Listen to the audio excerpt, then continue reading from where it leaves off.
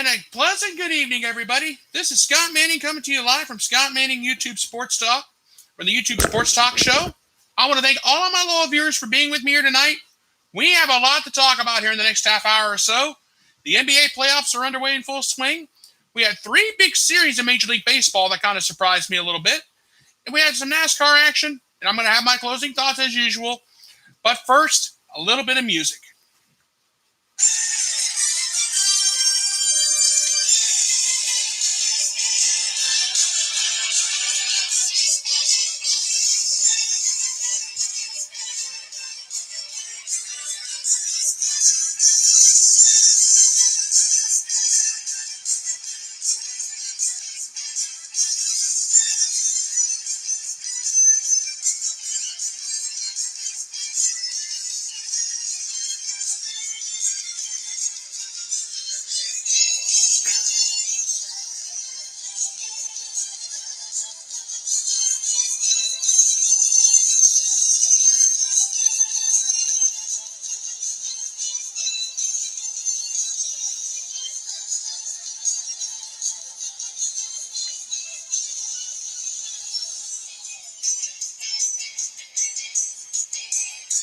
All right, let's get this show on the road. I can't wait a long time because I got a lot I got to get to tonight. I have a lot I want to talk about this evening.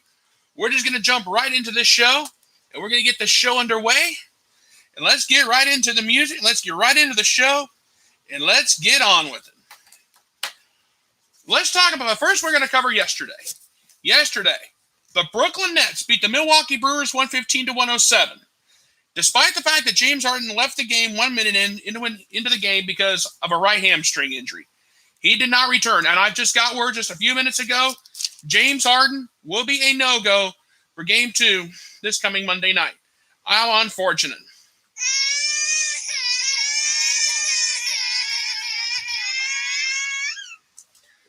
That's how the Brooklyn Nets are feeling right now. But still, the Nets got the job done over the Milwaukee Bucks in the opening game. It was a huge win, too. Kevin Durant stepped up to the plate with 29 points, 10 rebounds, 3 assists, 1 steal, 2 blocks.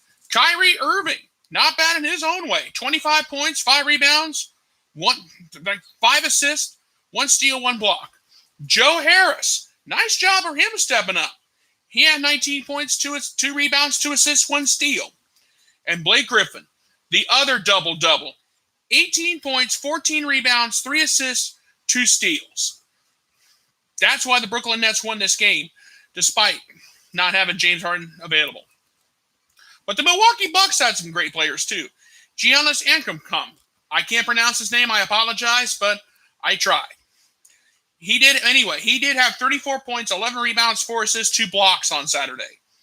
Brook Lopez, 19 points, 8 rebounds. Not enough. Drew Holiday, 17 points, 9 rebounds, 6 assists.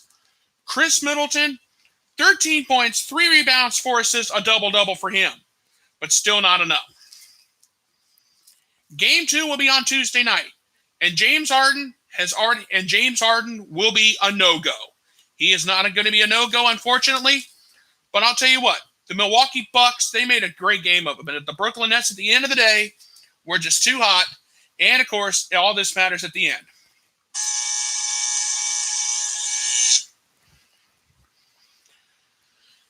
The disappointment is there because, and that's all I can say. Brooklyn's up 1-0, and if the Brooklyn Nets can win out, I think this year's NBA champion will come from the East. I really do. However, we got a long way to go, but we don't have a short time to get there. All right. The other game I want to talk about today. You guys ready for this one? The Atlanta Hawks beat the Philadelphia 76ers today, 128-124.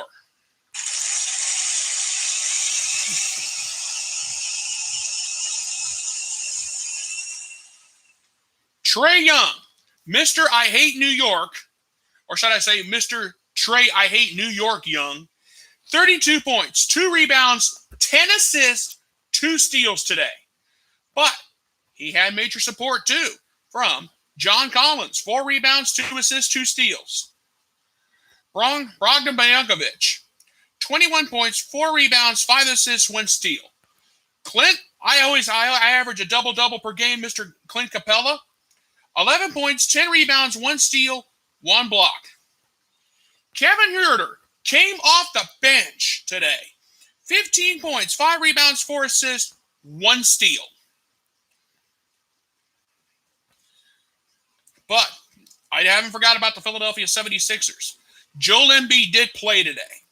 Joel Embiid, 39 points, 9 rebounds, 4 assists, 1 steal, 3 blocks. Seth Curry, 21 points, 4 rebounds, 3 assists. Tobias Harris, 20 points, 10 rebounds, 3 assists, 3 steals. Ben, I love having a double-double Simmons, 17 points, 4 rebounds, 10 assists, 4 steals, 1 block. It was close on the scoreboard. However, here's something you don't know. The Atlanta Hawks had a 17-0 run early in the first half. And right from the word go, this ball game was over. Despite the fact that the 76ers did come back and make a game of it. They had a 17-0 run right out of the gate. And think about this for the Atlanta Hawks. They were 20 of 21 from the free throw line. That's 95.2% if you're keeping score at home. And from beyond the arc, they were 20 of 47. That's 42.6% in Layton's terms. The Philadelphia 76ers, their free throw shooting was bad. Their shots at the free throw line were bad. Their three-point shooting just sucked. Excuse what I just said, but it's the truth.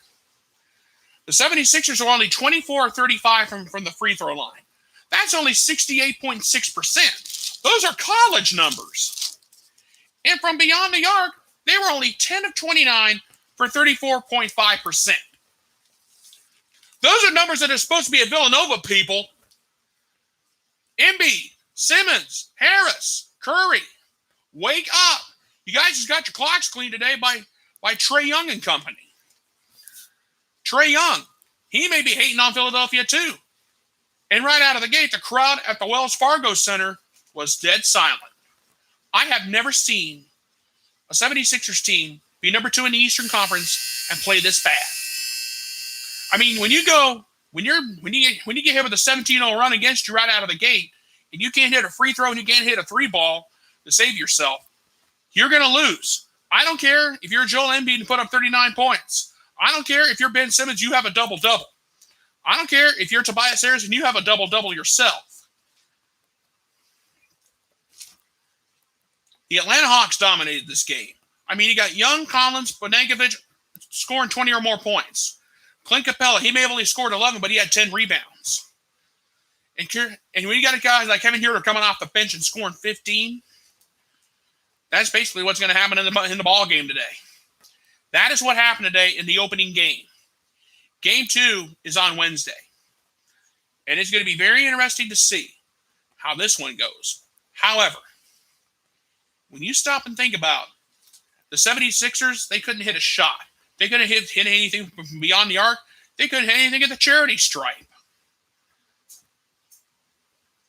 And, of course, you're going to have frustration. That's what happened today. Trae Young, my hat's off to you. You found a way to beat the 76ers in the Wells Fargo Center in their building. You got the job done.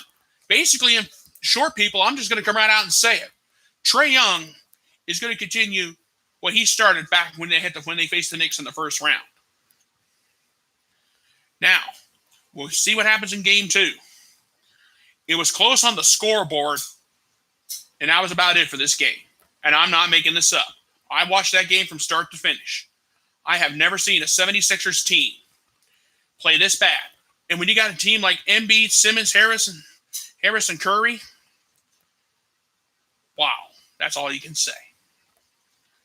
Game 2 Wednesday night, we'll see what happens. Now, we had 2 game 1s in the NBA Eastern Conference, but we had a Game 7 today in the NBA West playoffs. In the opening round, the Los Angeles Clippers beat the Dallas Mavericks today 126-111. The Clippers came back down 2-0 and 3-2, and they came back and won the series. They got over that. They got over the schneis of getting over the big teams. And when you see some of these numbers that I saw today, from this ball game, you'll understand how in the world they got it done. Kawhi Leonard, 25 points, 10 rebounds, 4 steals, 1 block. Marcus Morris, 23 points, 5 rebounds, 2 steals. Paul George, 25 points, 6 rebounds, 10 assists, 3 steals, a double-double for him. Reggie Jackson, not Reggie, I hate Billy Martin Jackson out of Major League Baseball.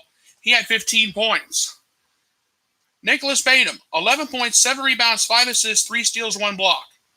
Terrence Mann came off the bench with 13 points, 5 rebounds. That was huge. But for the Dallas Mavericks, what can you say? Luka Doncic, he averaged over 35 points per game in the playoffs, and the Mavericks are out. Doncic had 46 points, 7 rebounds, 14 assists. Kristaps Porzingis, 16 points, 11 rebounds, 1 assist, 2 steals. He had a double-double himself. Dorian Finney-Smith, 18 points, 10 rebounds, 2 assists. And Boban Marjanovic, 14 points, 10 rebounds, 3 assists, 1 block. Let's see, I see 1, 2, 3, 4 double-doubles, and the Mavericks can't get the job done. Are you kidding me? If I'm Mavericks owner Mark Cuban, I'm going down there doing my best Bob Knight impersonation and cussing and screaming at some of these players. They should have beat the Clippers easily. I mean, look at this. I mean, you got Leonard 25, Morris 23, Paul George 22. He had a double-double in the game. And you're telling me you can't get the job done in a Game 7? And I know Game 7 was on the road. However, there's no excuse. When you see Doncic putting up 46 and 14, 46, 7, and 14, it's frustrating. I feel bad for Luka Doncic right now. I really do. Puts up 46 and he can't, and the Clippers can't get the job, and the Mavericks can't get the job done. That is frustrating. I feel bad for him. But it is what it is. The Clippers are moving on to the next round, and they will get the Utah Jazz. With Game 1 coming up this week, I think it's on a Monday night. We'll have to wait and see what happens there. But the truth is, I feel bad for Luka Doncic. I really do. Luka Doncic. I really do. And it's just disappointing. Mavericks fans are shaking their heads. How in the world could we give something like this away? But you have to wait another year. It's just disappointing all the way around. Okay, let's move on. We've talked enough about the NBA. Now let's talk some Major League Baseball. The New York Yankees, the Boston Red Sox swept the New York Yankees at Yankee Stadium. The Red Sox did it. They had lost their previous 12 games at Yankee Stadium, and they come back and win 3 in a row. But here's some food for thought. The New York Yankees are now 2-8 in their last 10 games. They've been swept by the Red Sox, the Detroit Tigers. I feel like having a Fred Sanford big one right now. And they split with the Tampa Bay Rays. The Tampa Bay Rays right now, they're the hottest team in the AL East. And the Boston Red Sox are still a game and a half back. But the Yankees, right now, they're only 2 games above 500. What is going on? Is it the pitching? Is it the hitting? It could be a combination of things. But I do have some numbers for the Yankees on their hitting. Aaron Judge, 4 for 10. 4 runs, a home run, 2 RBIs, 3 walks. He struck out twice. DJ LeMahieu, 3 for 13 with a walk. He struck out 4 times. Gio Urshela, 5 for 13 with 2 runs. He did have a double in the series. However, he struck out 5 times. Gleyber Torres, 5 for 12, a double, 2 runs, a home run, 4 RBIs, and he did strike out twice. Giancarlo Stanton, now he did not play tonight, but he was 1 for 8 with a walk. He struck out 3 times. There's part of your problem right there. That's part of the problem. 5 of the Yankees' big bats, and they can't get the job done. That is what's frustrating to a lot of people. But on the other side of the ball, The Boston Red Sox had some big power hitters too. Rafael Devers, 3 for 14, 3 runs, 1 home run, 5 RBIs, but he did strike out 3 times. Xander Bogaerts, give him some love. 5 for 12 with a double, 3 runs, 3 RBIs, a walk, but he did strike out twice. Alex Verdugo, he was 4 for 13, a double, 3 runs, a walk, but he only struck out once. The Rays and the Red Sox are going to battle it out for the AL East. And the All-Star break is coming up very, very soon. I said I was going to be making some changes on my predictions. I may be changing my mind on the AL East if the Yankees keep playing this way. I mean, let's think about this. I mean, look at this. You got the Yankees. They're 2-8 in their last 10 games. They get swept by the Detroit Tigers. They're the cellar dwellers of the AL Central. They split against the Tampa Bay Rays. Now, the Rays are tough. The Rays are a tough ball club. I'm not going to lie. But then you split against your arch nemesis. How crazy is that? It's frustrating. I grant you. The Yankees are 6.5, or about 6 or 7 games back in the AL East. And you're seeing why. If they're not careful, they're going to be down towards the bottom of the division. And they're only 2 games above 500. They're only playing 500 ball. And a lot of people are saying, oh, look for them to get red hot in July. Well, they need to get red hot now, or they're going to be an afterthought. And this big man right here may be changing his mind on who wins the AL East. You can go to the bank with that. Now, let's move on.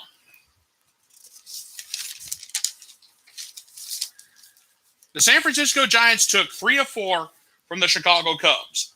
The Cubs won today's ball game 4-3. But the San Francisco Giants received some bad news. Evan Longoria is going to be out 4 to 6 weeks with a shoulder sprain after colliding with Brandon Crawford. Now, Crawford and Longoria collided when they were going up for a pop-up with Wilson Contreras on base. That's what happened. This is huge. Evan Longoria, he led the team.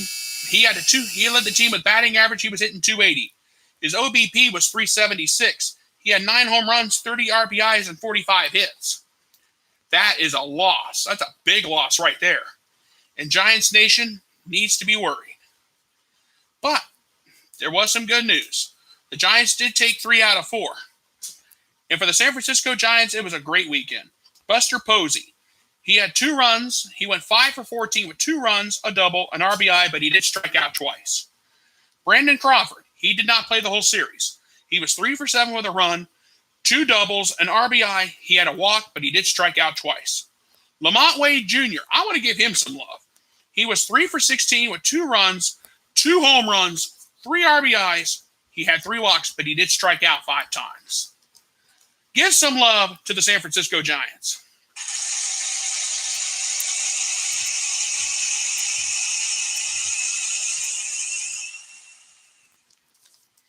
Now, for the Chicago Cubs, and everybody's going to be thinking this here in just a minute. Ian Happ, I was going to give him some love. I changed my mind. He did not play the whole series, but he was 1 for 9 with 2 walks, and he struck out twice. Chris Bryant, the only real highlight, if you can call him that, he was 3 for 15 with 2 runs, a double, a home run, 2 RBIs, a walk, but he did strike out 6 times. Anthony Rizzo, I was going to show him some love. Not this time. 1 for 9 with an RBI and a strikeout. And Javier Baez, he was 1 for 16 in this series. He did have an RBI, but he struck out 5 times. Wilson Contreras, he did not play the whole series, but he was 1 for 8 with 2 runs, a walk, but he struck out twice. And this is what I think the Cubs are going to be thinking right now.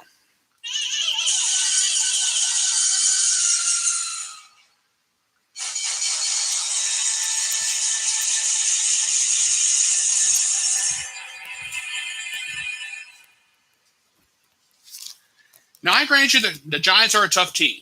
They're the toughest team. They got the best record in the league. But when the Giants take 3 of 4 from you, it's frustrating. And it's not going to get any easier for the Cubs. They got a 3-game set against the San Diego Padres starting tomorrow night in San Diego. And the Padres right now, they started out they won like 12 of their 13 games. In the last 8 games, they're 2-6. So something's going to have to give. It's frustrating, I grant you.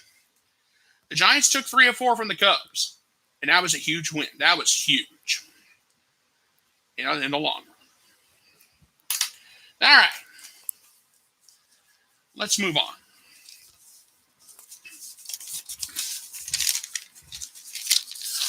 I wasn't going to talk about this series, but when I realized the importance of it, I just had to, because there was a little bit of history mixed in with it this weekend. The New York Mets split with the San Diego Padres. They got the split. In this series, it was an interesting one. Jacob deGrom, I'm going to give him some love, and I think if you hear this, he's going to get the House of Pleasure. House of Pleasure. House of Pleasure. Now, Jacob deGrom, Saturday night, and I saw some of this game. He had a pitching performance worth talking about. He pitched 7 innings, gave up 3 hits, struck out 11 on 63 pitches. Right now, Jacob deGrom's ERA is 0.62. A lot of people are saying, Scott, why is his ERA so low? It's because he pitches very hard. He's one of the best pitchers in baseball. Now he's on a team that's only 6 games above 500 in first place in the NL East, and right now the NL East is a little bit of a train wreck.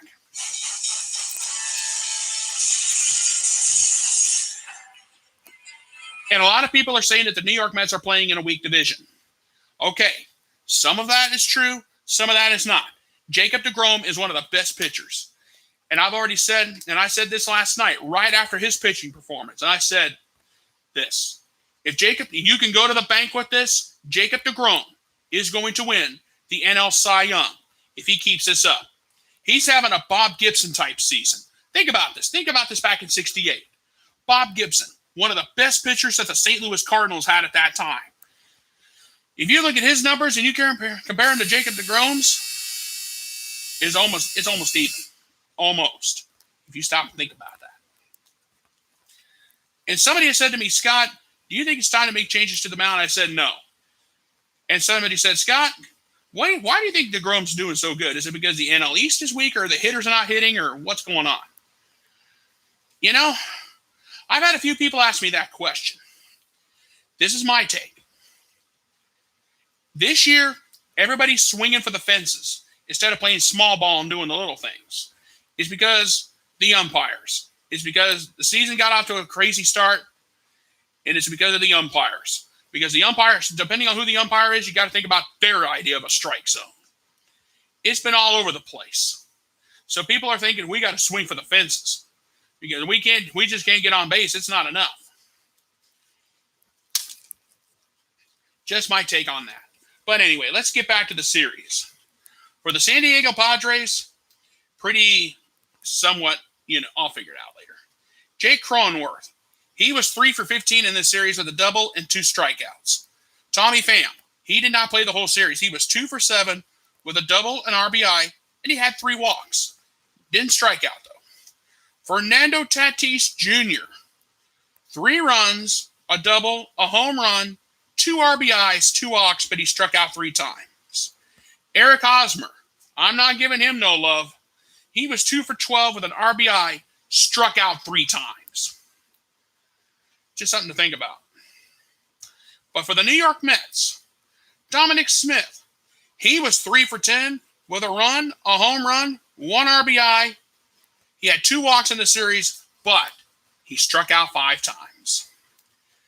Pete Alonso, he was 3 for 13 with a run, an RBI, and 2 strikeouts of his own. Francisco Lindor, he's hitting 218. He's back to hitting above 200. Yay! Sorry about the sarcasm. But anyway, Lindor was 2 for 9 with a double, 2 runs, 1 huge home run, an RBI, and 4 strikeouts. That home run came on Saturday night, and I saw that. I really did. I'm not making it up. James McCann, he was 2 for 12 with 2 runs, 2 home runs. 2 big hits were home runs, 4 RBIs, but he struck out 7 times. Ouch. That hurts.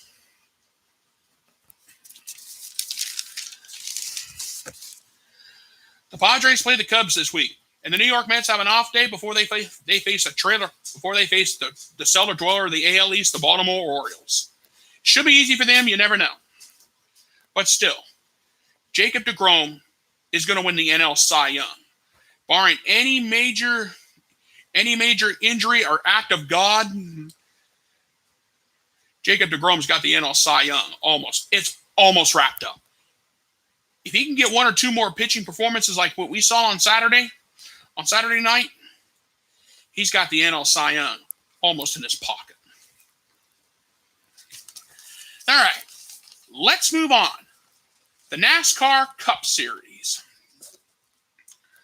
Now, the NASCAR Cup Series today was at Sears Point Raceway in Sonoma. It was a road race. Kyle Larson won his 2nd straight race, led the most laps, dominated the day. Chase Elliott for the 2nd straight race came home right behind him in 2nd. Martin Truex finished 3rd, a nice finish for him. Now him and Kyle Larson are tied for the most wins with 3 this season. Joey Logano for the Penske team finished 4th. Kyle Busch finished 5th. His brother Kurt came home right behind him in the 6th spot. Ross Chastain, nice run for him today. He finished 7th. Denny Hamlin, he came home 8th. Alex Bowman, despite a little bit of a crunched-up race car, finished 9th. And Ryan Blaney rounds out the top 10 by finishing in the 10th spot. So what's next for the NASCAR Cup Series? It's All-Star Night. The NASCAR All-Star Race will be next Sunday night at the Texas Motor Speedway. That is going to be fun. I always look forward to All-Star Night. That's when all the stars come out, and this time we're talking about a record crowd. And you can thank Governor Greg Abbott for that. The Texas Motor Speedway is going to have a huge crowd, a capacity crowd. We're looking forward to it. The NTT IndyCar Series will be back in action next weekend with a pair of twin races in Detroit. Hopefully the IndyCar races on Belle Isle will go better than the Tigers baseball season. I just had to throw that in. We love you, Detroit. We really do. And now, ladies and gentlemen, it is now time for my closing thoughts on this weekend. The weekend in sports that we had was one of the best ones we had in a long time. Was it better than the Memorial Day weekend? That's debatable. But a lot of people have come to me and said, Scott, what do you think is going to happen to the NBA playoffs with the Lakers out? I said, the Lakers are out. I'm happy. That means I can relax, be a fan. I can have fun. And whatever happens, happens. The team with the longest drought now is the Philadelphia 76ers. I mean, the 76ers, they haven't won it since 83. The Atlanta Hawks, they won it in 58. At the time, they were in St. Louis. But what about the Milwaukee Bucks? They haven't won a world title since 71. And I'm going to say this right now. If what we saw in Game 1 of the Hawks 76ers series is any indication, the Brooklyn Nets are going to win the NBA World Championship. The Nets are too good. They really are. Now, James Harden, he's going to be out for Game 2. Will he be out for the rest of the series? We don't know. However, I will say this for sure. It has been an interesting run. And now the NBA playoffs are going to start getting real interesting really, really fast. And I'm going to be quite honest with you. It is going to be a fun road. It is going to be crazy. And the bottom line is, buckle your seatbelts, fans. Here we go. And that's all I can say about that on this night. All right, everybody, I'm going to go ahead and wrap it up. But before I go, we're going to close it out with the best way possible.